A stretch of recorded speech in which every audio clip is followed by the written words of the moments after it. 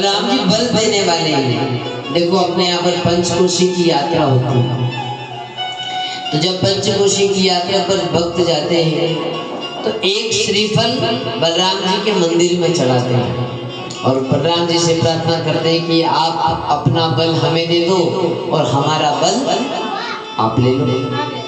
जब जीव ऐसा कर लेता है तो महाराज जो व्यक्ति 2-4 किलोमीटर नहीं चल सकता वो पंचकोशी की पूरी यात्रा पैदल पैदल कर लेता है बिना कष्ट के। तो ये बलराम जी की कृपा है। तो जो बल प्रदान करने वाले हैं ऐसे हमारे बलराम जी महाराज। यशोदा मैया कहने लगी अब मेरे लाला का नाम करण करो। तो जैसे ही गर्गाचार्य ने ठाकुर जी को देखा तो देखते ही भैया ध्यान में चले गए, विचार करने लगे, अपने भाग्य की सराहना करने लगे कि देखो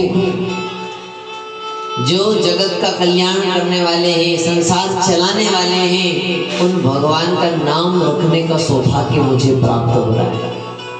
अपने भाग्य की सराहना करने लगे। अब बाबा कुछ बोले नहीं, ध्यान में बैठ गए। यशोदा मैया ने रोहिणी जी से कहा कि बहन ये बाबा कुछ बोलते क्यों नहीं, तेरे बेटे का नाम तो कर दिया और मेरे बेटे को देख करके ध्यान में चले। रोहिणी जी ने कहा कि जरा जोर से आवाज लगा कर देखो। यशोदा मैया ने आवाज लगाई, गुरुदेव किस ध्यान में चले गए? तो कोई खबर नहीं, फिर भी ध्यान में बैठी। यशोदा मैया कहने लगी रोहिणी बाबा है कि गए हैं? ऐसा तो नहीं कि निकल लिए, और निकलना ही था तो कहीं और जाके मरते, मेरी गौशाला में ये कलंक हमें लगा कर जा रहे। तो एक और आवाज लगाई, गर्गाचार्य के नेत्र खुले। नेत्र खुले, मैया कहने लगी बाबा कौन से ध्यान में चले गए थे? गर्गाचार्य जी कहने लगे कि यशोदा मैं तो तेरे लाला का नाम सोच रहा था कि इसका नाम क्या रखूं। मैया कहने लगी ऐसा सोचा जाता है? हमने तो और ही कुछ सोच लिया था। तो नाम सोच रहे थे, हमने तो और कुछ सोच लिया। भगवान नारायण ने तेरे घर में आज नारायण ने जन्म लिया है।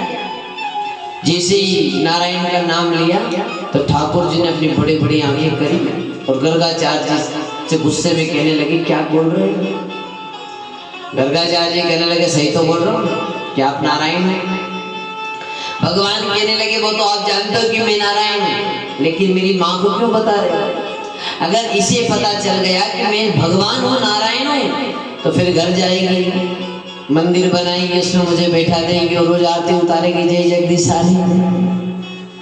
अगर इन्होंने भगवान मान लिया तो मुझे फिर बच्चे वाला प्रेम नहीं मिलेगा। गर्गाचार्य ने कहा ठीक है प्रभु, तो इसमें गुस्सा करने वाली कौन सी बात, अभी बात पलट देता हूँ। अरे बात पलटने में कहाँ देर लगती, अभी पलट देता हूँ। और देखो बात पलटने में ज्यादा देर लगती, कोई भी बात किसी ने अगर ये ऐसी बोल दी तो तुरंत उसको पलट के दूसरी बात बोल देगा। तो बात पलटने में ज्यादा देर लगती नहीं। गर्गाचार्य जी भी कहने लगे प्रभु चिंता मत करो, अभी पलट देता हूं। जैसे एक बार क्या हुआ कि गांव था, तो गांव में अहीर लोग रहते थे और उस गांव में एक पुरोहित जी थे, पंडित जी। उनका एक बेटा था जिसका नाम था संतोष। तो एक बार कुछ 4 अहीर के बच्चे और संतोष जंगल में खेलने गए। तो खेलते खेलते संतोष को गधा दिखा, गधा दिखा। तो संतोष ने कहा कि चलो आओ उस गधे की सवारी करते हैं। तो वो चारों बच्चे और संतोष उस गधे पर बैठ गए। अब शाम तक उस गधे को बहुत दौड़ाया, इन लोगों ने उसकी अच्छी खासी सवारी करी। इतना दौड़ाए कि शाम तक गधे के प्राण निकल गए, गधा मर गया। अब ये चारों तो अपने घर चले गए, संतोष अपने घर। अब ये बच्चे छोटे छोटे थे तो इन्होंने अपने माता पिता के पास जाकर कहा कि आज हम जंगल में खेल रहे थे, तो खेलते खेलते हमने गधे की सवारी करी, पर पिताजी वो अंत में गधा हमारे हाथों से मर गए। अब वही लोग बेचारे भोले वाले सीधे साधे थे, सब लोग बच्चों को चिल्लाने लगाए कि तुमने क्या किया, गधा मार दिया। अरे भैया गधा मारने का न जाने क्या दोष लगता होगा, क्या पाप लगता है। तो किसी ने कहा कि चलो एक काम करो, अपने गांव के पंडित जी से पूछो, वही उपाय बताएंगे, सब शास्त्र जानते हैं। सब लोग गए गुरु जी के पास, वो जाकर कहा कि गुरु जी हमारे बच्चों के हाथों से गधा मर गया, तो गधा मरने का क्या पाप लगता है वो बताओ, और फिर उसका प्रायश्चित कैसे हो ये बताओ। गुरुजी बड़ी एक पुस्तक निकाली, 20-25 पन्ने उसके पलट दी और कहा कि देखो भैया यहाँ पर लिखा होगा। बोले क्या लिखा? बोले यहाँ लिखा है कि किसी के हाथों से यदि गधा मरता है तो उसकी 21 पीढ़ी को गधा बनना पड़ता है। अगर कोई गधा मारता है तो उसकी 21 पीढ़ी गधा बनती है। यानी तुम्हारे बच्चों से गधा मरा है तो तुम मर के जाओगे तो तुम भी गधे बनोगे, जो तुम्हारे पूर्वज मर गए वो भी गधे बन जाएंगे, तुम्हारे बच्चे मरेंगे तो ये भी सब गधे बनेंगे। तो महाराज जी कोई इसका समाधान, कोई प्रायश्चित भी होगा? हाँ बोले यहाँ पर लिखा है कि जो गधा मरा है ना उतना बड़ा एक सोने का गधा बनाओ। जो गधा तुम्हारे बच्चों से मरा है उतना बड़ा एक सोने का गधा बनाओ और अच्छे पंडित जी को दान कर दो। अपनी तरफ इशारा किया कि अच्छे पंडित जी को दान कर दो तो फिर तुम्हें कोई दोष नहीं लगेगा।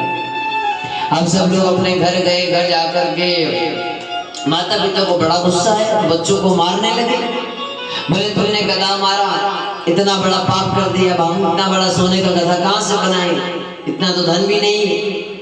अरे तुम तो गधे बनोगे सो हमें भी गधे बनाओगे, और हमें तो बनाओगे जो बेचारे मर के चले गए उनको भी गधा बनना पड़ेगा।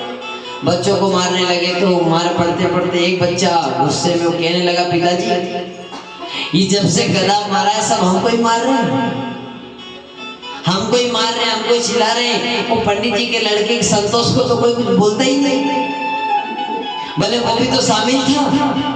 ये गधे पर बैठने का आइडिया तो उसने ही दिया था, लेकिन जब से गधा मारा सब हमको ही मार रहे हैं, उसे तो कोई कुछ बोलता ही नहीं।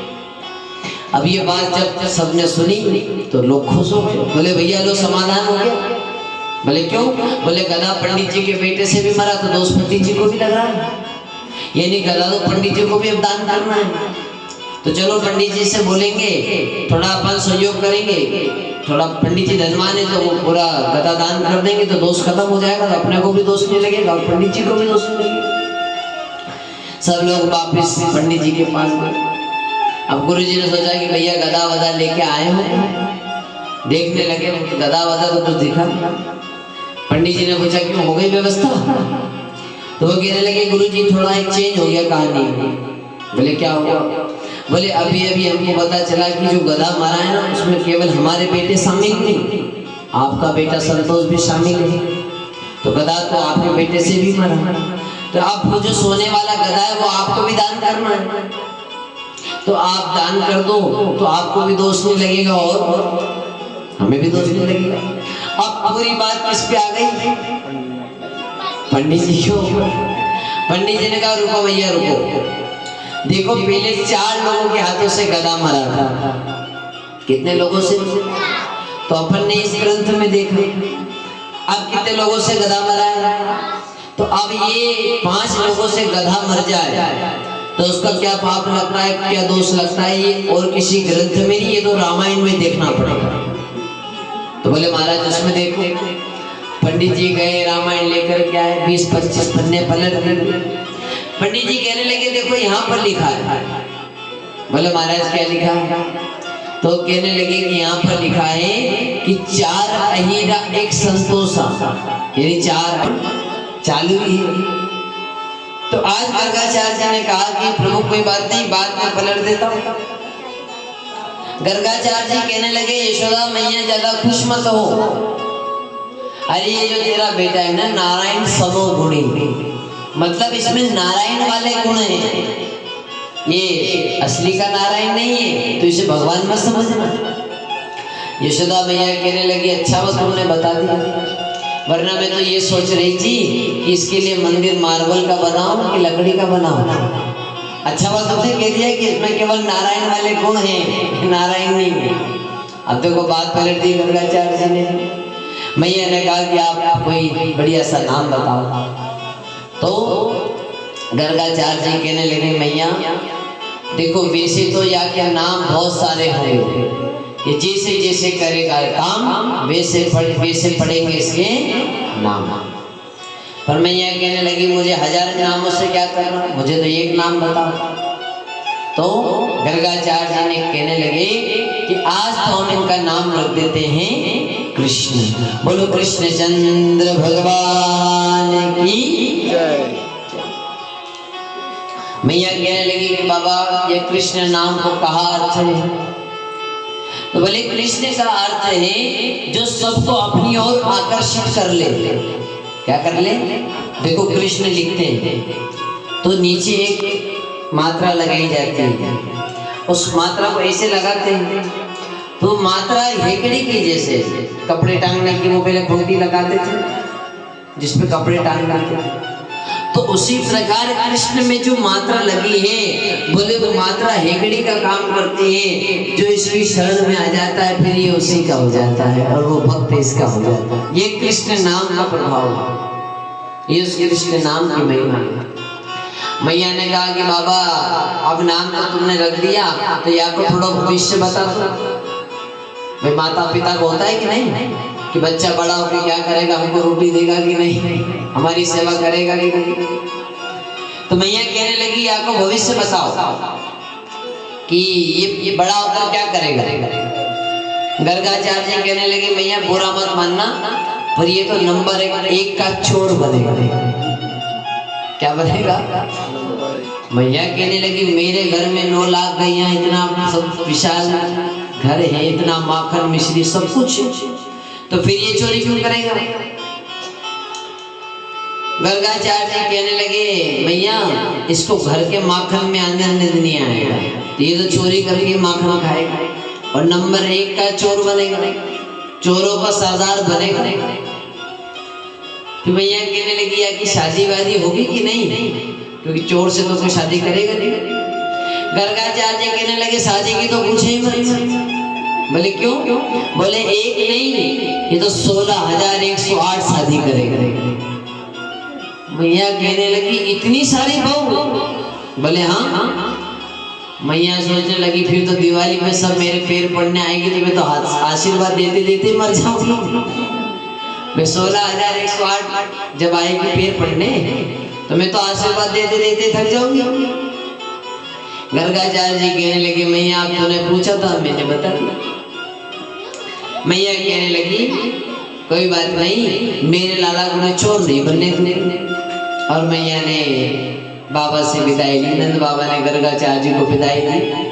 दोनों मैया ने आशीर्वाद लिया, दोनों लालाओं को आशीर्वाद मिला। मैया विचार करने लगी कि बाबा ने नाम तो रख दिया लेकिन नाम थोड़े से टेढ़े मेढ़े हैं, कृष्ण बोलने में तो मेरी जीभ लपलात रुक जाती है, कृष्ण नाम में बोल नहीं पाती। तो मैया ने कहा कि मैं तो इन दोनों के दूसरे नाम रख देती हूँ, कन्वा और बलवा। कृष्णा को कर दिया कन्वा और बलराम जी को कर दिया, ये मैया के प्राइवेट नाम है। जैसे एक भाई एक मेन नाम होता है, घर वाले बच्चे का एक छोटा नाम रखते हैं, कोई पप्पू पप्पू कहता है, कोई गुड्डी नाम रख देता है बच्चे का। पर देखो ये बचपन के नाम बचपन में ही अच्छे लगते हैं। अगर कोई बच्ची है छोटी है तो उसको गुड़िया गुड़िया बोलो तो अच्छा लगेगा, पर बचपन का नाम ही प्रसिद्ध हो गया। अब बुढ़ापे में अब बच्चे क्या बोले, अब गुड़िया दादी बोलेंगे तो अच्छा। तो बचपन का नाम बचपन में ही शोभा देता है। तो मैया ने भी नाम रख दिया कन्वा और बलवा। मैया कहने लगी मैं तो यही बोलूं कि चाहे महात्मा जी ने जो भी नाम रख दिया तो ऐसे भगवान के नाम कर्ण संस्कार हुआ। धीरे धीरे भगवान की और लीलाएं होने लगी। भगवान कभी गौशाला में चले जाते और मैया ने तो बड़ी